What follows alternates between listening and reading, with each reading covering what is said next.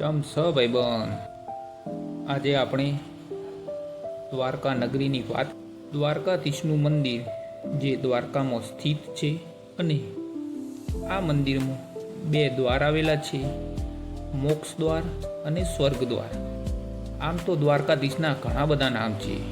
દ્વારકાધીશ, શ્રી કૃષ્ણ, રણછોડ રાય, ગોપીઓનો કાન. દ્વારકા મંદિર ગુજરાતમાં પશ્ચિમ ભાગમાં આવેલ છે.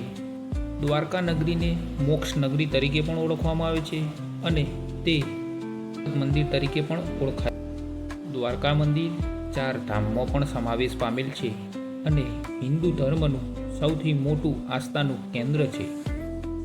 દ્વારકા નગરી બનાવવા પાછળનું કારણ આપણે જાણીએ.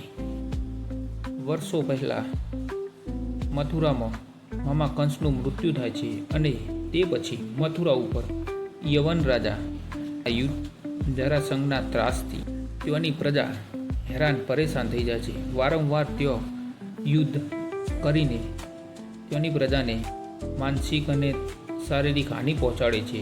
આથી શ્રી કૃષ્ણ મથુરામાં રહેતા દરેક પ્રજાના હિત માટે દ્વારકા નગરી વસાવે એવું માનવામાં આવે છે. આ નગરી શ્રી કૃષ્ણના પૌત્ર વ્રજનાભે બનાવી હતી. દ્વારકા મંદિર 60 સ્તંભ ઉપર બનાવવામાં આવી છે અને દ્વારકામાં દિવસમાં 5 વાર 52 ગજની ધજા બદલવામાં આવે છે અને દ્વારકા મંદિરમાં દ્વારકાધીશના કુળદેવી શક્તિ માતાનું મંદિર પણ આવેલું છે.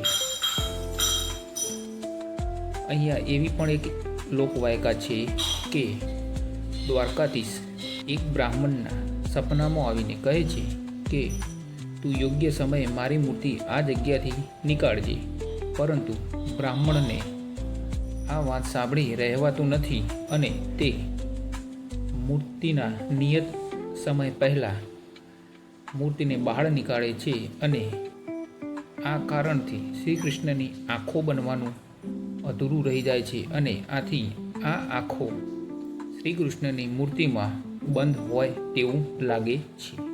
1903માં સયાજીરાવ ગાયકવાડ દ્વારા સુવર્ણ કળશ ચડાવવામાં આવ્યો હતો અને આ મંદિર ઉપર જે 52 ગજની ધજા ચડાવવામાં આવે છે, પવન કોઈ પણ દિશામાં હોય પરંતુ ધજા પશ્ચિમથી પૂર્વ તરફ જ લહેરાય છે અને અહીંયા 56 પગથિયા ચડીને સ્વર્ગ દ્વાર આવેલ છે અને એ 56 પગથિયા 56 પ્રકારના યાદવોની પ્રતિકરૂપ માનવામાં આવે છે. જન્માષ્ટમીના દિવસે બહુ મોટો મહોત્સવ મનાવવામાં આવે છે. આવી જ અવનવી વાત જાણવા માટે અમારી ચેનલને લાઈક કરો, શેર કરો અને સબસ્ક્રાઈબ કરો.